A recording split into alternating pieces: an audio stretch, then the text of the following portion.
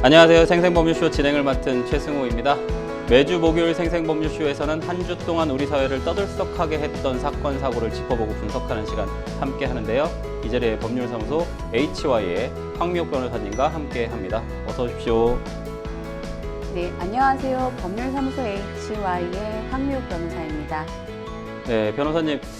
사실 오랜만에 또 사건, 사고 돌아오신 우리 황미옥 변호사님 너무 반가운데요. 네. 사실 지금 날씨가 너무 추워져서 좀 이렇게 독감도 유행하고 있고 사건 사고들도 사실 좀 많아지고 있는 것 같아요. 좀 건조해지기도 하고. 예, 그래서 맞습니다. 어떤 부분에 좀 이렇게 전 너무 반가워가지고 좀 한 말씀 해주시죠. 시청자분들. 예, 기존에 제가 이 코너 담당했을 때에는 살벌한 사건들 많이 보면서 더욱더 이제 사회 이슈에 대해서 관심을 가졌는데 또 아무래도 코너를 맡지 않다 보니 한 발짝 떨어져서 관심이 좀 떨어지더라고요. 네.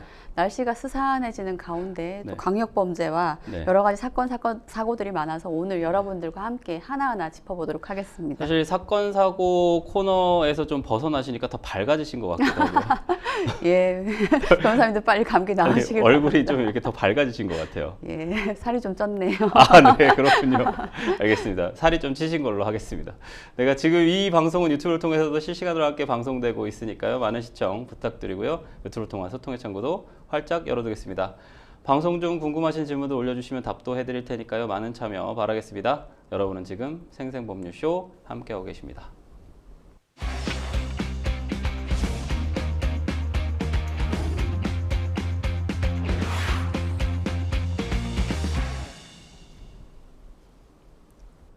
네, 화제의 중심에 있는 사건, 사고를 법률적 시각으로 살펴봅니다. 생생 키워드 시작하도록 하겠습니다. 첫 번째 키워드 같이 만나보실까요? 천호동 흉기난동. 또 흉기난동이에요.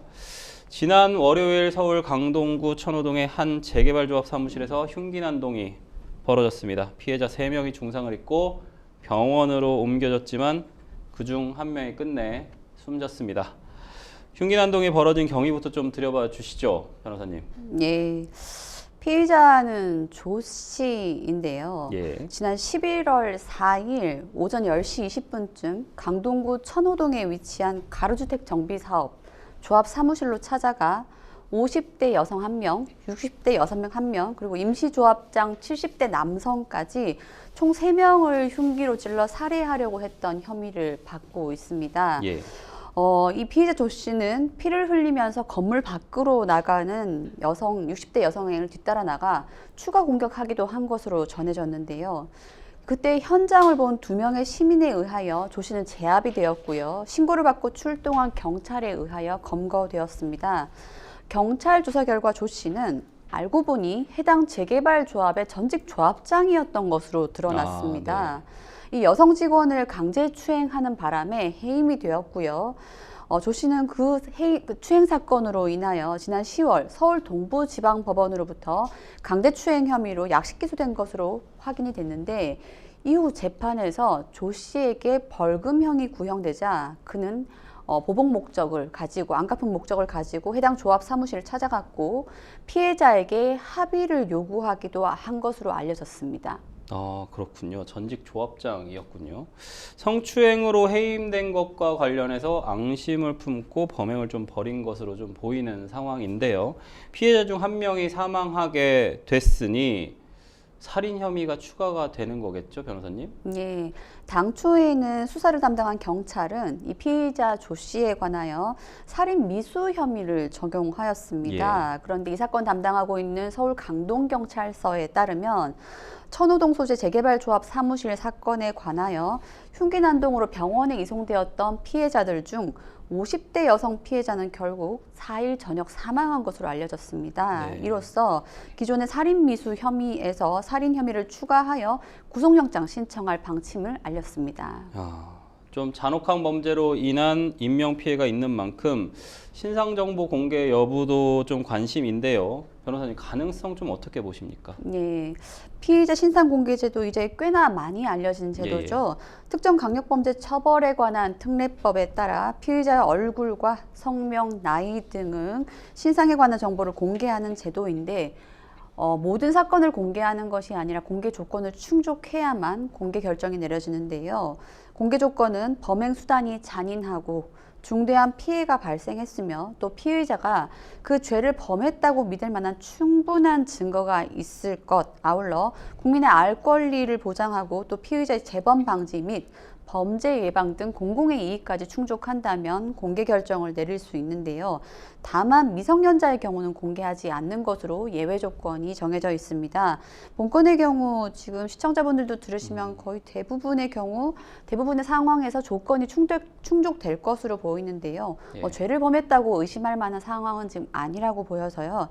특별한 이변이 없으면 신상 공개가 결정될 수도 있다라고 좀 의견 가지고 있습니다. 예. 이번 사건은 특히 좀 현장에서 범행이 발생을 했을 때 시민들이 개입을 해서 지금 가해자를 제압을 했거든요. 그래서 좀 눈길을 끄는 사건인데 상당히 좀 위험한 순간이지 않습니까? 일반 시민들이 개입을 해서 가해자, 특히나 흉기를 가지고 있는 가해자를 제압한다라는 것. 이 사건에서는 시민들이 다치지 않아서 좀 다행입니다만 제3자가 위험한 상황에 좀 개입을 해서 피해자를 좀 구한 경우에 상해 등의 위험 외에 뭐 또 어떤 문제들이 좀 발생을 할 수 있습니까? 예, 우선 이 사건에 관하여 어떻게 이 사건이 마무리되었는지 잠시 좀 짚고 가겠습니다. 예. 4일 오전에 이 60대 피의자 조모 씨를 제압하고 또 피해자들을 구한 것은 다름 아닌 현장을 지나던 평범한 시민들이었습니다.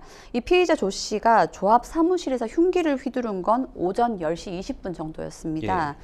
근데 조합 사무장이었던 50대 여성은 피를 흘리면서 건물 밖으로 뛰쳐나왔는데요.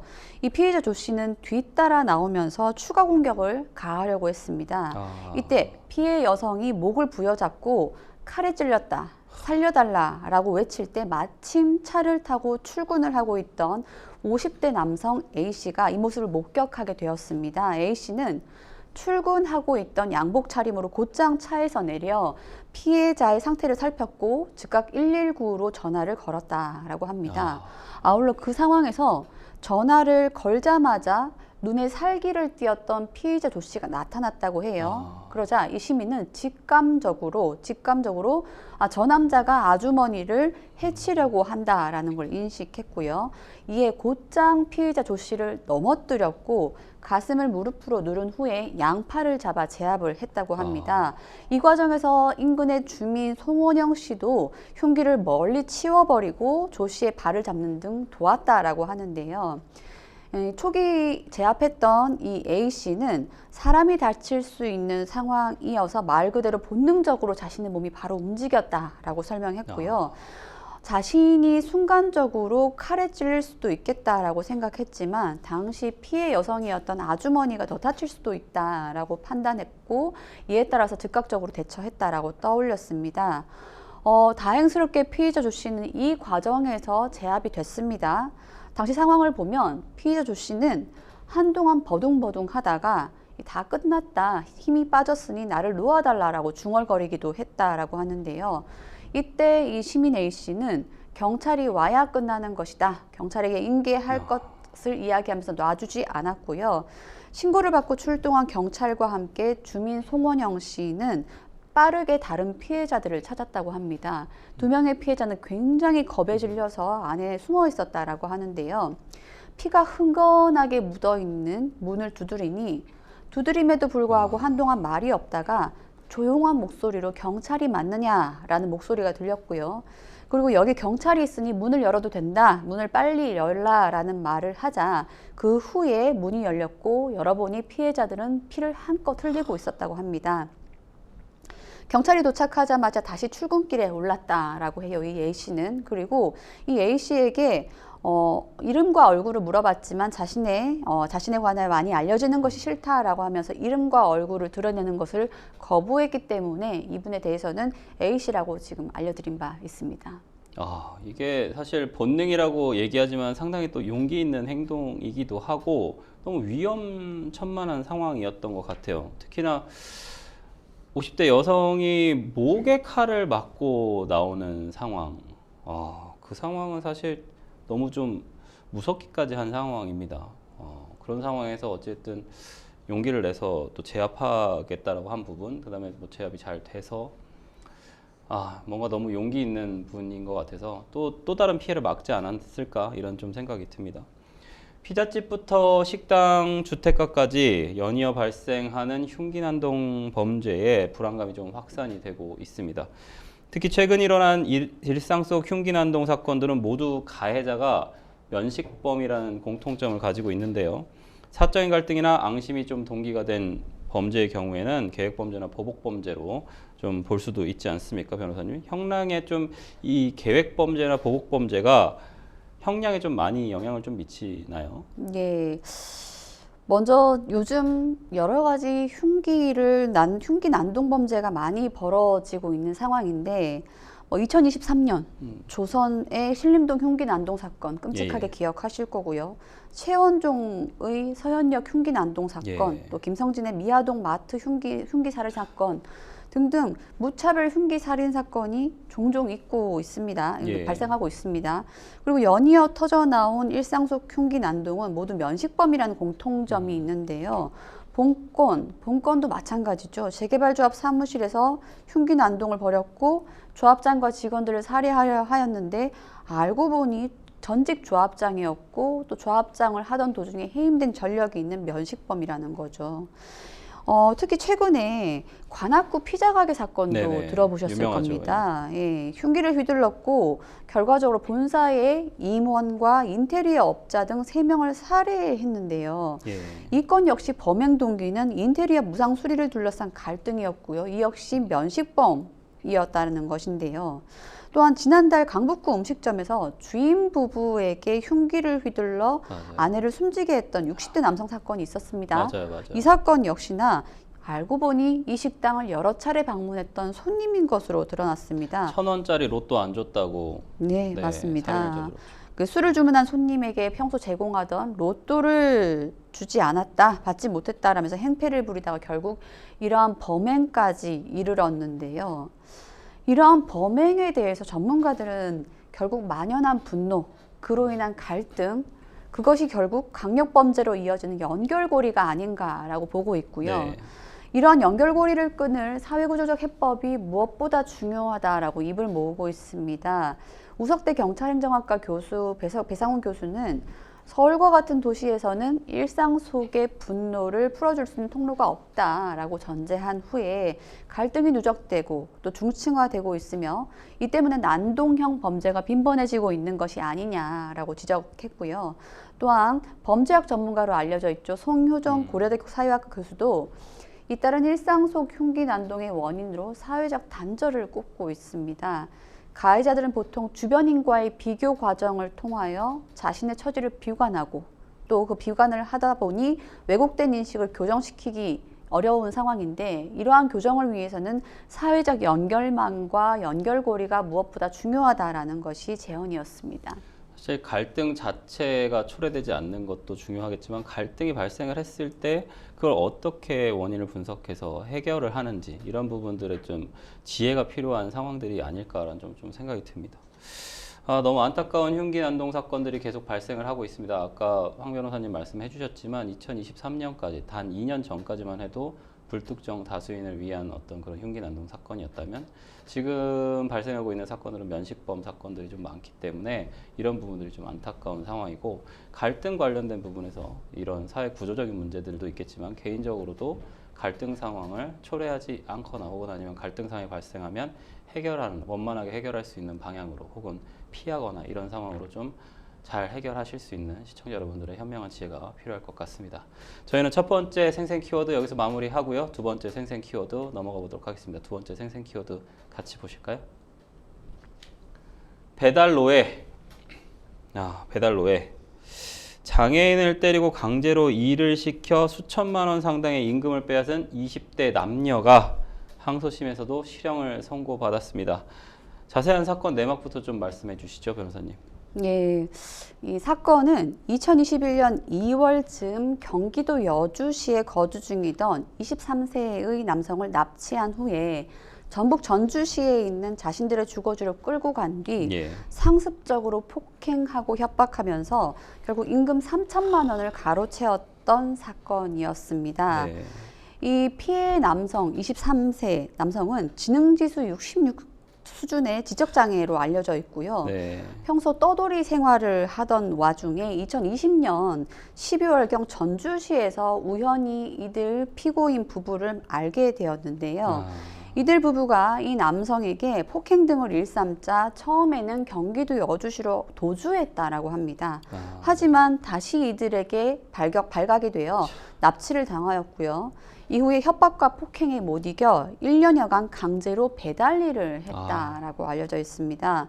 이들 부부는 2021년 7월쯤 전주시의 한 산속 묘지로 이 남성을 끌고 가서는 공동 폭행을 일삼는 등 흉기와 둔기를 사용해 상습적으로 폭행한 혐의도 받고 있습니다. 또한 2021년 10월에는 이 남성을 기초생활수급자로 등록한 이후에 그 수급비 300만 원까지 가로챘다라고 알려져 있습니다. 이 남성이 몸에 상처를 입은 상태에서 계속해서 배달 일을 하자 이를 수상하게 여겼던 배달업체 관계자가 신고를 하였고요.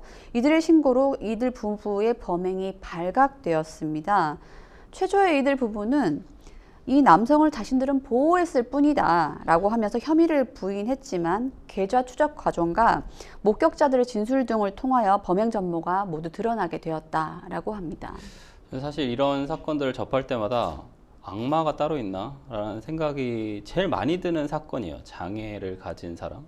뭐 염전노예도 마찬가지입니다만, 어떻게 사람을 노예처럼 부려먹고, 또 아무런 어떤 양심의 가책 없이 이렇게 사람을 때리고, 억압해서, 가스라이팅 시켜서, 뭐 성범죄에 좀 또 공하는 경우들도 있지 않습니까? 그러니까는 이런 상황들을 보면 정말 저는 너무너무 악질적이고, 그것이 수위와 상관없이 누군가 한 사람의 인생을 망친다라는 부분에서 저는 상당히 악질적인 범죄라고 생각을 해서 좀 강하게 처벌을 해야 된다는 좀 생각이 좀 드는데 1심에 이어서 좀 항소심에서도 실형이 좀 선고가 됐습니다. 재판 결과를 좀 자세히 짚어봐 주시면 감사하겠는데요. 예, 항소심은 광주고등법원 전주원해재판부 형사 1부에서 담당하였습니다.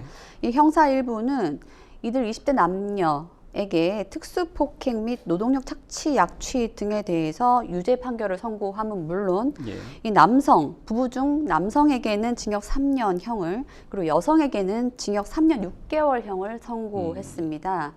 지금은 부부가 아니라고 하죠. 이제 과거에 범행 당시에는 부부였는데 이들은 사건 이후에는 이혼을 했고요. 사건은 각기 다른 변호인을 선임하여 변호인과 함께 피고인석에 섰는데요. 이 부부 중 남성은 항소심에서도 원심의 형이 유지된 반면 그 부부 중 여성은 원심에서는 징역 4년이 선고됐지만 항소심에서는 형량이 6개월 감형되어 3년 6개월형을 선고받게 되었습니다. 항소심 재판부는 이들에 대한 형량 선고에 관하여 이렇게 이유를 밝혔습니다. 피고인들은 피해자를 데려와 노예처럼 대하였고 또 원동기 면허를 따게 만든 뒤 배달을 시켜 배달임금까지 갈취를 했다. 심지어 집안일까지 시키고 피해자가 달아나자 쫓아가서 약취하기도 했다라고 지적했고요. 다만 피고인들이 재판 도중 범행을 반성하고 있고 또 피해자와 원만히 합의하였으며 피고인들의 가족들이 선처를 탄원한 점 등을 고려하여서 형량을 정했다라고 그 이유를 밝혔습니다. 사실 기초생활수급을 등록해서 수급비까지 뺏은 악질적인 상황인데 형량이 그리고 또 아내가 조금 더 높아요. 4년이었는데 뭐 6개월 줄어서 3년 6개월인데 저는 개인적으로 좀 이게 물론 어립니다. 나이가 좀 가해자들이 어린데 그럼에도 불구하고 이 정도 실형이 과연 타당한가에 대한 좀 의문은 좀 드는 것 같습니다. 이 기소 혐의 중에 노동력 착취, 약취가 있거든요, 변호사님. 여기서 말하는 약취는 좀 어떤 의미입니까? 예, 약취라고 하면 우리가 사전적 의미를 알고 있을 때는 빼앗아 가는 걸 이야기하는 거죠. 빼앗아 가지는 것을 이야기하는데 법률에서는 이 약취라고 하면 우선 그 폭행과 협박을 수단으로 삼고 또 타인을 자기 또는 제3자의 실력적 지배하에 두는 행위라고 칭하고 있습니다. 이 형법에서는 약취하는 행위 자체를 죄로 규정하고 이를 처벌하고 있는데요. 특히 약취죄는 각가지 목적에 따라서 죄명이 달라지고 예. 또 형량도 달라지고 있습니다. 본건에서는 지금 조금 전에 말씀드렸던 것처럼 노동력 착취 목적의 약취 행위로 유죄를 선고받았는데 예, 예. 형법 제288조는 노동력 착취를 목적으로 사람을 약취한 사람은 2년 이상 15년 이하의 형에 처한다, 징역에 처한다라고 법정형을 규정해 두고 있습니다. 본건 역시 이러한 범행이 저질러지기 때문에 말씀드렸던 것처럼 각각의 피고인들에 대하여 형량이 선고된 것으로 보입니다. 이 지적 능력이 좀 부족한 피해자를 대상으로 노동력을 착취하고 임금을 빼앗은 피고인들, 재판 결과를 보면은 피해자의 취약성이 형량을 좀 가중시켰다고 좀 볼 수 있을지, 이 어떤 지적 장애가 있다라는 부분이요. 예. 어떻게 좀 보십니까? 그 대법원은 각가지 범죄에 관하여 양형 기준을 설정을 하고 예. 있죠. 약취 유인죄 역시 마찬가지인데요. 형량의 가중적 요소와 감경적 요소를 저마다 규정하고 있습니다. 본건 같은 경우는 이들이 피해자를 약취한 이후에 경제적 목적을 달성하고자 했던 부분도 보이고 또한 약취 이후에 여러 가지 가혹한 행위도 저질렀던 것으로 보입니다. 피해자의 취약성 자체가 가중 요소라고 보기는 어렵지만 피해자의 취약성을 이용하여 재산적 범죄를 목적으로 했던 부분은 충분히 가중적 요소로 감안된 것으로 보입니다. 그렇군요. 좀 가중된 부분으로도 좀 볼 수 있을 것 같다. 어쨌든 이런 좀 악질적인 범죄가 일어나지 않았으면 좋겠고 또 가해자들도 진지한 반성 아까 했다고 했는데 진짜 반성을 하고 사회에 다시 복귀를 할 때는 뭔가 좀 더 깨닫는 게 있었으면 좋겠습니다. 저희는 두 번째 생생 키워드 여기서 마무리하고요. 마지막 생생 키워드 넘어가 보도록 하겠습니다. 마지막 생생 키워드 같이 살펴볼까요? 1인당 30만 원. 지난 4월 SKT 유심 해킹 사고가 있었습니다. SKT 유심 유출 피해자들이 제기한 분쟁 조정 신청 결과가 나왔는데요. 분쟁 조정위는 SKT가 개인정보보호법상 보호조치 의무를 위반했다고 하면서 손해배상금을 30만 원으로 지급하라고 결정을 좀 내렸습니다. 변호사님 어떻게 좀 적절한 배상 수준이라고 좀 보시나요? 네. 사건은 다들 잘 아시고 계시죠? 예. 많은 피해자들이 양산된 사건이었는데요. 이에 관하여 개인정보 분쟁조정위원회가 최종 판단을 내렸습니다. 분쟁조정위원회는 25종의 민감한 정보 유출에 대하여 개인정보 보호 조치 의무를 SK텔레콤이 위반한 것이 맞다, 위반한 사실이 있다라고 판단을 했고요. 예. 이에 대해서 2,300만 명의 가입자 개인정보를 유출했던 SK텔레콤 측에 대하여 신청인들에게 각 30만 원의 손해배상금을 지급하도록 하는 조정안을 일단 의결은 했습니다. 예. 분쟁조정위원회는 또한 전체 회의에서 이와 같은 결정을 내리면서 별도로 향후 SK텔레콤은 개인정보 보호 조치 등을 강화하라는 등의 재발 방지 대책에 대한 권고까지 함께 내렸는데요. 본건 결정은 지난 4월부터 총 3,998명이 SK텔레콤을 상대로 제기했던 분쟁 조정 신청에 따른 것이었습니다. 3,998명이라 하면 일단 집단 분쟁이 3건 계류되었고요. 또한 집단 분쟁이 아닌 개인 신청자만 하여도 731명에 이른다고 예. 하는데요.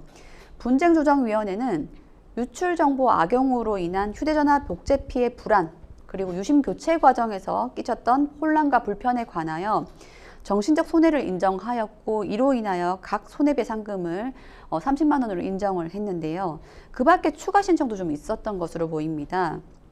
신청인들은 개인정보 침해 행위까지 중지해달라라고 신청을 했지만 개인정보 침해 행위는 SK텔레콤이 유출 경로를 즉시 차단했던 점 또한 유심 교체 등의 피해 방지 조치를 신속하게 취한 점을 고려해서 침해 행위 중지는 일단 없는 것으로 중지는 불필요한 것으로 판단했고요. 또한 원상회복 조치도 신청을 했지만 이미 유출된 상황에 유출 사고의 특성상 더 이상의 원상회복은 사실상 불가능하다라고 보아서 이 두 가지는 받아들이지 않은 것으로 보았습니다. 분쟁조정위원장 직무대행은 이렇게 밝혔습니다. 일단 분쟁조정위원회가 당사자들의 주장과 의견을 심도 있게 논의하여서 이와 같은 결정안, 조정 결정안을 마련한 만큼 조정이 가급적 성립되어서 신청인들의 피해가 적극적으로 구제되길 기대한다라고 밝혔고요. 이 부분에 대해서 일단 손해배상금이 30만 원이다라는 거 예. 한번 짚고 넘어가야 되죠. 네. 그동안 국내 법원에서는 개인정보 유출과 관련된 소송 판례건을 보았을 때 판결예가 예. 통상적으로 10만 원 수준으로 예. 결정되고 있습니다. 그런데 본건 조정 결정은 30만 원이죠. 3배 정도 그렇죠. 올랐네요. 예. 금액 자체의 크기는 크지 않다라고 예. 볼 수 있겠지만 기존의 소송 판례를 봤을 때에는 상당히 높은 수준이기 때문에 본건의 유출의 피해가 그만큼 심각하다라는 것을 반영한 것이 아니냐라고 의견이 모이고 있습니다. 사실 이게 지금 신청한 사람들은 3,998명, 약 4,000명 정도 되는데 만약에 이 조정안이 나오고 나서 2,300만 명이 전부 다 청구하면 어떻게 되나요? 다 줘야 되는 건가요? 저 좀 궁금해서 그런데 저도 SKT라서 좀 신청을 좀 해볼까 해서요. 분쟁조정위가 이 조정안을 신청인과 SKT에 좀 통지를 했습니다. 양측에서 수락 여부를 좀 밝혀야 한다고 하는데요. 어느 한쪽이라도 좀 거부하게 되면 이 분쟁 조정이잖아요. 만약에 거부하게 되면 어떻게 되는 겁니까? 예, 변호사님 궁금해하시는 것까지 한꺼번에 답드릴 수 있을 예, 것 예. 같은데요. 일단 분쟁조정위원회는 결정안을 신청인 측과 SKT 측에 고지를 했습니다. 예. 통지했습니다. 자, 절차를 보면 양측은 통지일로부터 15일 이내에 해당 결정안을 수락할지 여부에 대한 의견을 밝혀야 되는데요.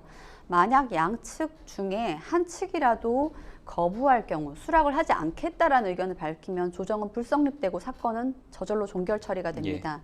조정이 성립되었다면 이 조정 내용은 소송상에서 마무리되었던 재판상 화해와 동일한 효력을 갖는 반면 어느 한 측이라도 수락하지 않겠다라는 거부 의사를 표명하면 본건은 종결이 되고 어느 한쪽도 민사소송을 제기할 수 있는데요. 즉 말씀드린 것처럼 양측 모두 수락해야 됩니다.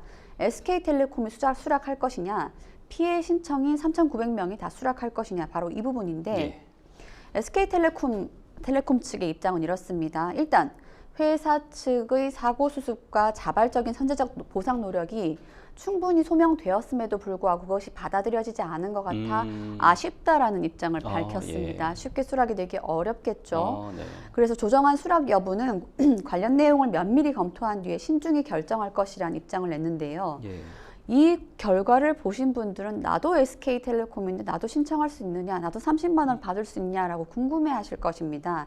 이 때문에 SK텔레콤은 만약에 결정안으로 나온 각 30만 원의 배상액을 수락할 경우 2,300만 명에 가까운 나머지 미참여 피해자들까지 배상해야 된다는 계산이 나오는데요. 그렇죠. 총액은 무려 6조 9천억 원에 달한다고 합니다. 엄청나네요. 쉽지 않은 문제이죠.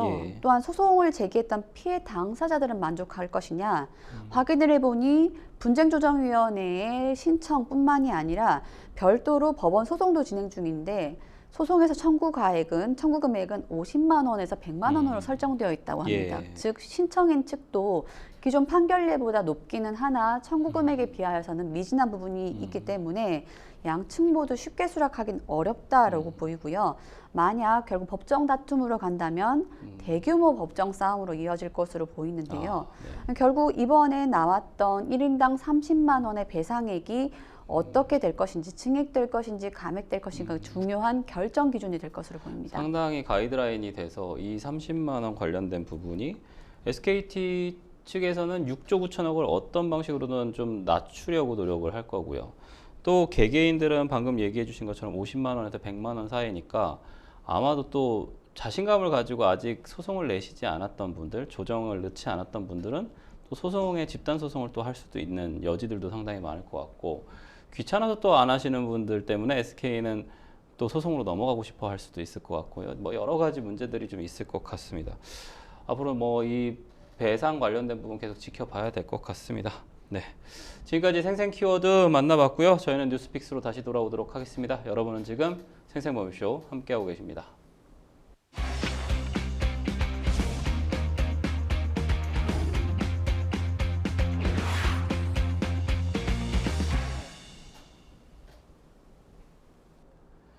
네, 분야별 가장 핫한 소식을 집중 분석해보는 시간 뉴스픽스 시작합니다. 매주 목요일 주요 사건, 사고, 이슈들을 짚어보는데요.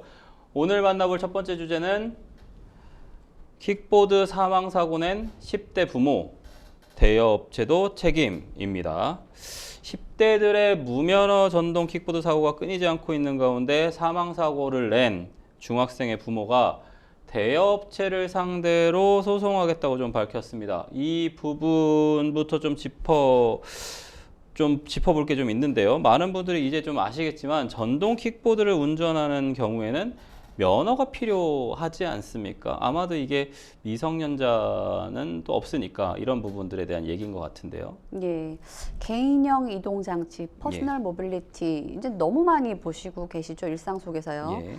이 현행법상 전동 킥보드와 같은 개인형 이동 장치는 만 16세 이상이면 운전할 수 있지만 제2종 원동기 장치 자전거 면허 이상의 운전면허를 취득해야만 운전할 수 있다는 그 자격 요건이 있습니다. 따라서 면허가 없다라면 이것도 엄연히 무면허 운전이라고 보셔야 합니다.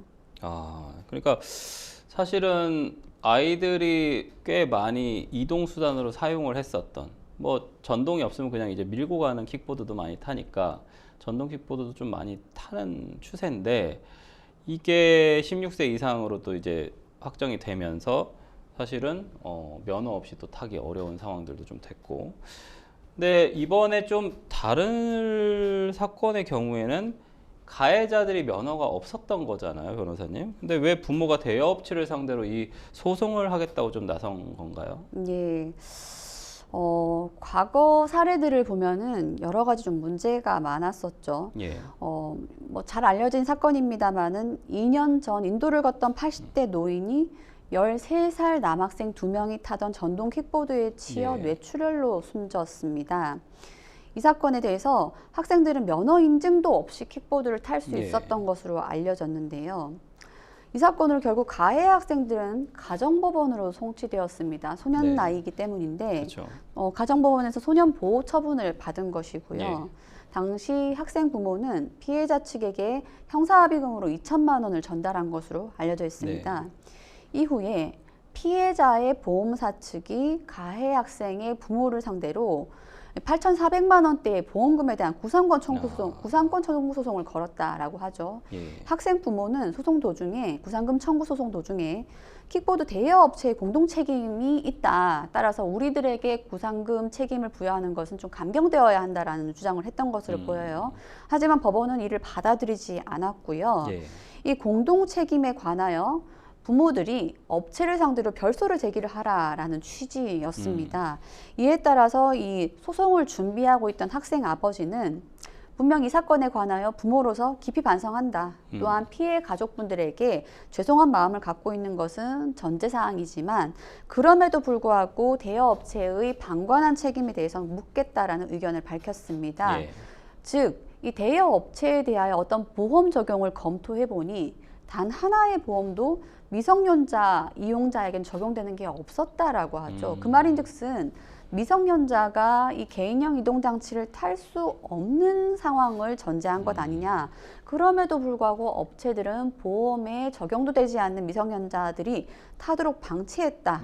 즉 위험을 알고서도 방관한 것이 아니냐. 일정 부분 책임이 있지 않냐. 라고 입장을 밝히고 있습니다. 어느 정도 좀 논리적으로는 좀 이해가 가는 부분도 있는데, 대여업체 측에서 위험을 좀 알고도 미성년자가 탈 수 있게 방관했다는 주장, 좀 학부모 측, 그러니까는 가해자 측의 얘기도 일견 좀 저는 좀 그럴 수도 있겠구나라는 좀 생각도 드는데, 변호사님 의견은 좀 어떻습니까? 예, 아마 많은 분들이 이동장치를 대여할 때 미성년자들이 별다른 제재 없이, 별다른 예. 검증 없이 대여하는 예. 것을 많이 보셨을 텐데요. 이런 점 본다면 대여업체들의 방만한 책임의식, 도의감에 대한 굉장히 방만한 부분이 이제는 좀 정리가 되어야 하지 않나 보고요. 다만 법률적으로 봤을 때 그 미성년 학생들의 부모님들의 보호자 책임까지 나누어서 부담할지, 예. 즉 이 대여업체들이 보호자들의 보호 책임을 방만히 했던 것에 대한 책임을 가중시키고 확대시켰다고 볼지, 이 부분은 법률적 판단이 좀 필요한 것 같습니다. 그렇네요. 변호사님 말씀해 주신 것처럼 보호자의 또 주의 의무 이런 부분들이 존재하니까 그 부분도 또 이렇게 서로 과실 관련된 부분이 좀 다퉈질 것 같습니다. 길거리에서 좀 많이들 보셨을 겁니다. 전동 킥보드를 타고 지나가는 어린 학생들 두세 명이 좀 함께 타는 경우도 좀 많고요. 실제로 학교 주변에 많은 전동 킥보드들을 좀 배열하다 보니까 실제 10대들의 이용률도 상당하고요. 또 저렴하기도 하니까 학생들이 많이 타는데 사고가 정말 많아지고 있는 것 같습니다. 변호사님. 예. 사고 사례를 보면 가볍지 않습니다. 예. 지난해 전동 킥보드를 타다가 공원에서 산책하던 60대 부부를 쳐서 결국 두 부부 중에 아내를 숨지게 했던 여고생이 최근에는 실형을 선고받았고요. 또한 지난달 18일에는 30대 엄마가 어린 딸에게 달려드는 전동 킥보드를 막으려고 몸으로 막아섰다가 결국 열흘 넘게 의식을 찾지 못하는 일도 있었습니다. 이 건 역시 여중생 2명이 같이 킥보드를 타다가 발생한 사고였는데요. 예. 경찰에 따르면 지난해 적발된 전동 킥보드 등 개인형 이동장치 무면허 운전 건은 총 35,382건으로 드러났고요. 네. 이 사건들 중 운전자가 19세 이하인 경우가 무려 19,513건, 즉 55%를 차지하고 있다고 합니다. 결코 엄청나게 적지 많네요. 않습니다. 이 경찰은 업체 측의 책임을 분명히 지적하고 있습니다. 예. 대다수의 10대가 면허도 없이 가족의 신분증을 이용하여서 킥보드를 대여하고 있는 점, 또한 업체 측이 인증 과정에서 다음번에 인증하기 버튼을 누르면서 안내를 하면서 사실상 10대들에게 면허 회피를 유도하고 있는 점을 분명히 지적하고 있습니다. 다음에 인증하기라는 것도 있고, 그럼 인증을 안 하고 나서도 탈 수 있다라는 뜻이네요. 이건 좀 문제가 좀 있어 보이네요. 사실 저는 뭐 길에 지나가는 뭐 킥보드도 그렇고 뭐 세그웨이 이런 부분들 정말 위험하다는 생각하는데 과거에도 뭐 자전거 사고나 뭐 오토바이 사고 이런 것들도 있었던 것 같아요. 근데 킥보드 관련돼서 지금 사망 사고들이 좀 나고 있기 때문에 이 부분에 대해서는 그때 속도 제한 뭐 이런 부분들도 다 들어가 있지 않습니까? 그런 부분들에 대해서까지 종합적으로 좀 다시 대책 마련을 해야 될 것 같습니다. 그렇다면 이런 개인형 이동장치 전용 면허를 좀 도입을 하거나 아니면 좀 더 강도 높게 관리 감독하는 방안이 필요하다라는 또 여론도 있는데 어떻게 보십니까? 예, 보행자들에게도 운전자들에게도 정말 킥보드는 그렇죠. 예, 굉장히 예. 무서운 대상이죠. 예. 심지어 10대들의 잇따른 무면허 킥보드 사고에 사람들은 뭐 킥란이 많이 맞아요. 들어보셨을 킥란이요. 겁니다. 예. 마치 고라니와 같은 네. 연상을 시킨다는 거죠. 킥보드 고라니. 예. 그럼에도 불구하고 그 개인형 이동장치 전용 면허를 도입해야 하는 것 아니냐라는 예. 등의 여러 가지 PM 관리 감독을 강화하는 법안이 총 7건 국회에서 계류 중인데요. 예, 예. 아직까지도 국회에서 계류 중일 뿐 법안 통과는 들리고 있지 않습니다. 이거 좀 조속히 좀 시행이 되어야 되는 부분이 아닌가라는 좀 생각이 좀 드는데요. 만약에 도입한다 그러면 어떤 내용들 조금 더 도입하면 좋을까요, 변호사님?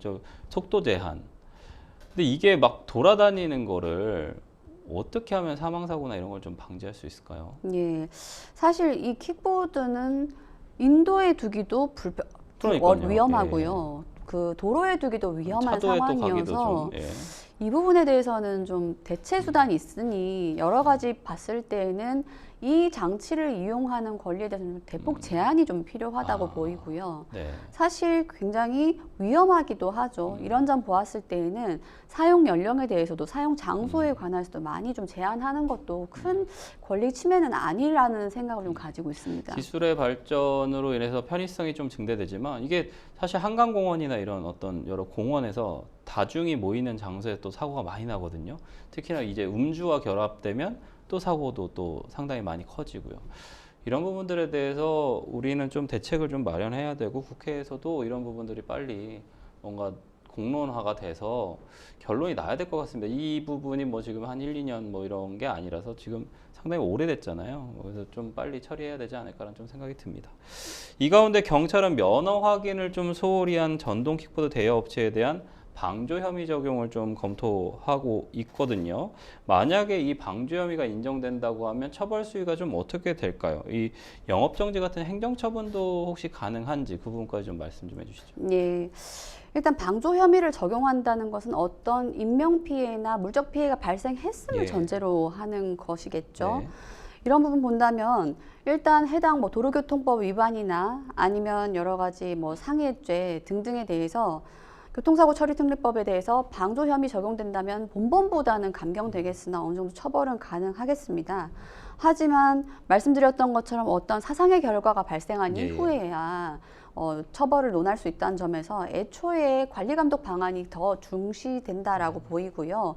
아울러 지금 상황에서는 적극적으로 특히 그 면허 인증이라든지 처음에 그 업체 측이 인증하는 것에 대해서 회피 방안을 두지 않고 엄격하게 확인하는 절차를 두고 그것이 1회, 2회, 3회 거듭된다면 영업 정지는 물론이거니와 그 영업 면허까지 취소할 수 있도록 그렇게 처리를 하는 게 좀 필요하다고 보입니다. 면허 취소도 하는 것이 좀 도입이 필요하다까지 말씀해 주셨습니다.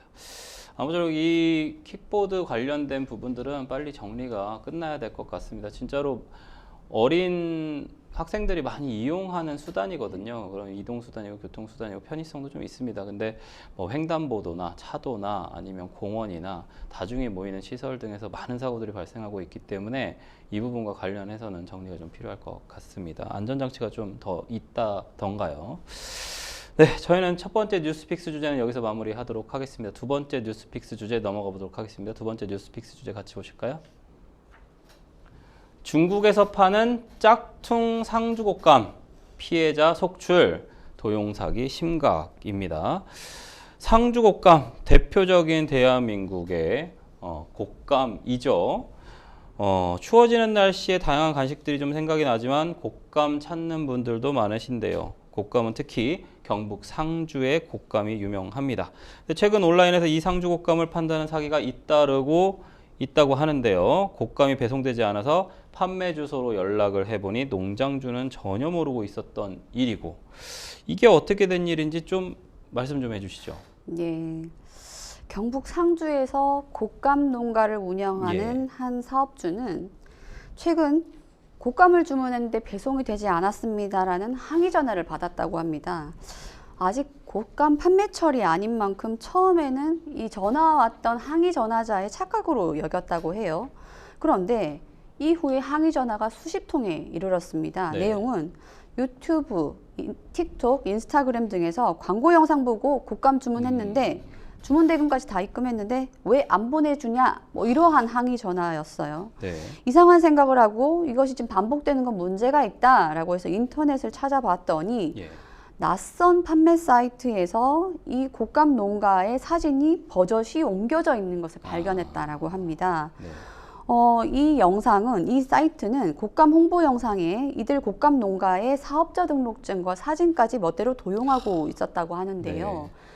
이 사업주는 자신의 사업자 등록증이나 농장 사진 등이 저희가 판매하고 있는 사이트에 있는 것을 그대로 카피해서 갖다 쓰고 있는 것이 확인됐고 또 증서까지 올라와 있는데 심지어 해당 곶감 농원이 적혀 있었고 사진조차도 이 곶감 농장주의 부모님 사진이 그대로 올라가 있었다고 해요. 굉장히 황당하게 이럴 데가 없는 상황인데요. 실제 사진과 사업자 등록증을 도용은 한 건 맞네요. 예. 이들 곶감 판매 일당이 편집했던 광고 영상을 보면 좀 전에 좀 보셨겠지만 예. 등장인물들이 모두 중국 전통 의상을 입고 있는 상황입니다. 또 그 영상만은 또 허위라는 거잖아요. 예. 아, 포장지에도 한자가 새겨져 있다고 하고요. 하지만 판매 사이트 주소는 중국의 중산시로 되어 있는데요. 네. 이런 부분을 다 감안했을 때 결과적으로 중국의 사기 조직이 감안된 게 아닌 것이냐. 중국 사기 조직이 이러한 영상을 만들어서 사기 편취 행위를 벌이고 있는 것이 아니냐라는 강한 의심이 있었습니다. 예. 특히 사기 광고를 보게 되면 상주 과수원으로부터 독점 판매권을 획득하여 최초로 온라인 직판을 시작합니다. 와. 아울러 첫 출시를 기념하여 지금 79 한 박스를 추가로 한 박스 더 드리는 특별 프로모션을 진행 중이다라고 홍보까지 네. 하고 있는데요. 지금 보시면은 1+1 49,900원, 뭐 2+2 네네. 67,900원 이렇게 잘 예, 보이시죠? 예. 곶감의 고장 상주의 특산품 이렇게 명기되어 있는데요. 어. 좀 놀라운 것은 사기범들은 주문 대금을 받은 뒤에 제품을 보내지 않고 잠적을 하고 있기에 네. 이들이 사용했던 사이트의 계좌와 주소를 추적했더니 놀랍게도 이것이 중국과 홍콩에 있는 것으로 파악이 됐고 결과적으로 전형적인 해외 거점형 조직 사기가 아니냐라고까지 지금 수사 결과가 이어지고 있습니다. 뭐 캄보디아 사태도 그렇지만 이게 이제는 인터넷 진짜 사회가 된 거를 실감하는 부분이에요. 이 사이트 사실은 안전거래 사이트가 아니기 때문에 또 대금이 이미 또 지급이 됐을 거란 말이에요.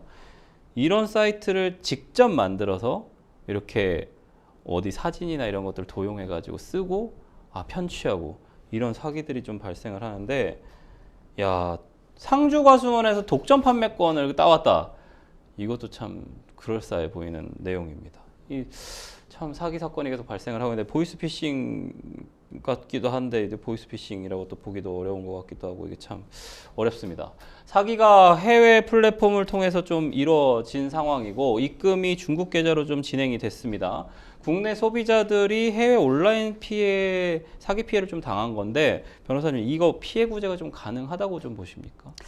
예, 변호사님 말씀 주신 것처럼 예. 보이스피싱 같기도 하고 보이스피싱 아닌 것 같기도 하고 지급정지 제대로 이용할 수 있을까 뭐 가진 그렇죠. 생각이 예, 드는데요. 맞습니다. 예. 이 가장 큰 난관은 결국 해외 소재한 계좌의 문제인 맞아요. 거죠. 이건처럼 사이트의 계좌와 주소가 중국과 홍콩, 해외로 파악이 된 경우 수사가 참 어렵습니다. 국내 수사기관의 추적이 어려운 해외 서버를 두고 있기 때문에 두고 있는 데다가 IP 우회 수법 등을 이용해서 조직적 범죄를 벌이고 있는 특성이 드러나고 있다고 하는데요. 이 때문에 범인 검거가 상당히 어렵다라고 해요. 다행스럽게도 유튜브 광고 애드센스 집행 과정에서 남은 디지털 흔적을 추적한다거나 피해 금원이 입금되면 즉시 연계 계좌로 분산 이체하는 등 예. 자금 세탁 과정을 역추적해서 범인을 검거한 사례도 있다고 하니까 그러한 검거 방법을 좀 적극적으로 활용해 주기를 부탁드리는 거고요. 예, 예. 결과적으로 피해자들의 신속한 신고 너무 중요합니다. 또한 계좌 거래 내역과 같은 증거 확보가 해외 거점 조직에 맞설 수 있는 핵심적인 해결책이라고 보아야 될 것으로 보이고요. 네. 얼른 신고해야겠죠. 신고해서 사실은 좀 국제 공조가 필요한 캄보디아 사태처럼 좀 그런 게 필요해 보이는데 이게 저는 계절 과일까지 이렇게 하는 것도 정말 많이 들어와 있다. 이 뭐 한국에서 일어나는 과일들은 한국에서 범죄들이 대부분 소모가 되는데 이건 중국 사기꾼들이 한국 물건을 가지고 추적이 안 된다는 거로 이용한다는 게 참 놀랍습니다. 이 유튜브 광고는 지금 더 문제는 상주 곶감뿐만이 아니라 전남의 영광 어포, 영암의 호두 파이 등이 좀 있어서 피해 사례가 더 많을 것으로 좀 추정이 되고 있거든요.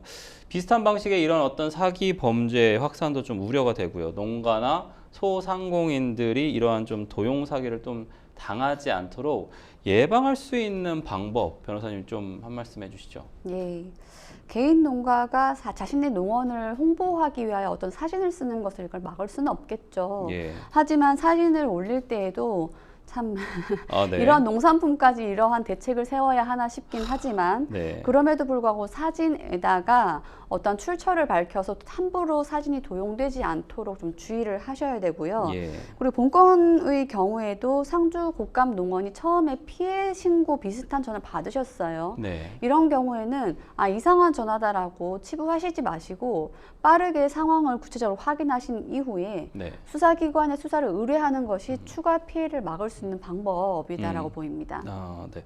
이게 사실은 정부에서도 좀 뭐 농림식품부나 이런 쪽에서도 그 좀 관리 감독을 좀 해야 되지 않을까라는 좀 생각이 들거든요. 정부가 뭐 수매제도 같은 경우에도 좀 가지고 있지만 실제로 정부에서도 지금 이런 사기 도용 되는 부분들이 있으면 국내 생산품들, 공산품들 지키기 위해서 뭔가 필요할 것 같은데요, 변호사님. 예, 뭐 사실 물품 자체가 해외로 나갔다가 팔린다고 하면 정부 차원에서 해외 유출을 막아야 하겠지만 이 사건 같은 경우에는 결과적으로 사기범들이 있지도 않은 곡감과 포드 파이 등을 가지고 지금 사람들로부터 편집부터 하는 부분이니까 예, 그런 점 감안한다면은 일단 정부 차원에서도 좀 농가에게 주의를 주는 대책이 필요하다라고 보입니다. 아무쪼록 사기당하지 않도록 시청자 여러분들 조심하셔야 될 것 같습니다. 생생법률쇼 어느새 마칠 시간입니다. 오늘 함께해 주신 황미 변호사님 고맙습니다. 방송이 끝나도 상담 접수는 계속되니까요. 변호사들에게 무료 법률 상담 받고 싶으신 분들은 법률방송 홈페이지 접속 후 법률 상담 게시판에 문의 남겨주시거나 카카오톡, 유튜브에 남겨주시면 저희가 성심성의껏 무료로 상담해 드리도록 하겠습니다. 생생법률쇼 오늘 준비한 내용은 여기까지입니다. 시청해주신 시청자 여러분 고맙습니다.